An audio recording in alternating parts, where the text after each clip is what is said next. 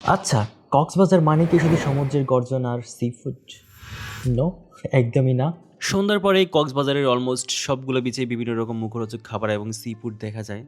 ঠিক এরকমই একটি কমন বাট মাস্ট ট্রাই একটি খাবারের অভিজ্ঞতা আজকে শেয়ার করব। মালাই চা আর পোড়া রুটি, হ্যাঁ, এটা খুবই কমন, বাট কক্সবাজারের এই মালাই চা সব থেকেই আলাদা। রাত বাড়ার সাথে সাথেই সুগন্ধি চত্বর যেন এক অনন্য রূপে সাজে। সমুদ্রের গর্জন আর নোনা বাতাসের সাথে মিশে থাকে দারুণ সব খাবারের সুবাস। এখানে তেমনই রাস্তার দুপাশে সারি সারি ভ্রাম্যমান চায়ের দোকান দেখা যায়, যেখানে এক কাপ চা আর এক টুকরো রুটির জন্য মানুষ ভিড় জমায় গভীর রাত অবধি। দেখে মনে হচ্ছে এখানে চা বানানো সেরফ একটা কাজ নয়, যেন একটা শিল্প। দেখুন, মাটির ভাঁড়ে একে একে পড়ছে স্পেশাল সব মশলা, আর তার উপর ঢেলে দেওয়া হচ্ছে ঘন দুধের লিকার। সবশেষে যখন উপর থেকে দুধের মোটা সর বা মালাইটা দেওয়া হয়, তখনই তৈরি হয় আসল মালাই চা। মাটির ভাঁড়ের সেই সোদা গন্ধ আর এলাচের গ্রান আপনার সব ক্লান্তি এক নিমেষেই ভুলিয়ে দেবে। চায়ের সাথে সাথে এখানকার প্রধান আকর্ষণ হলো এই পোড়া রুটি। সাধারণ বন বা রুটি যখন কয়লার আগুনের উপর সরাসরি সেকা হয়, তখন তার বাইরের অংশটা হয়ে ওঠে দারুণ মচমচে।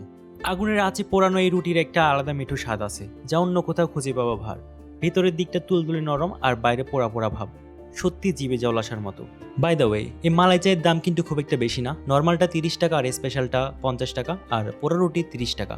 আর সবকিছু শেষে যখন এটা আমাদেরকে সার্ভ করলো, আসলে দেখতেই খুবই লোভনীয় লাগছিল। তাই টেস্ট নিতে খুব একটা দেরি করিনি, পাশের থেকে চেয়ার নিয়ে বসে পড়লাম। আর দাম হিসেবে এটার স্বাদ খুবই খুবই বেটার ছিল। আর আমি বলবো যে আপনারা যারা রাতের দিকে বিচে আসবেন, তারা অবশ্যই চাটি টেস্ট করবেন। সবশেষে বলবো, সমুদ্রের মুক্ত বাতাস আর খোলা আকাশের নিচে বসে 60 টাকার রুটি আর মালাই চা খেয়ে আপনি হতাশ হবেন না। Thanks for watching, good bye, tata, take care. আজকের মতো এখানেই বিদায়।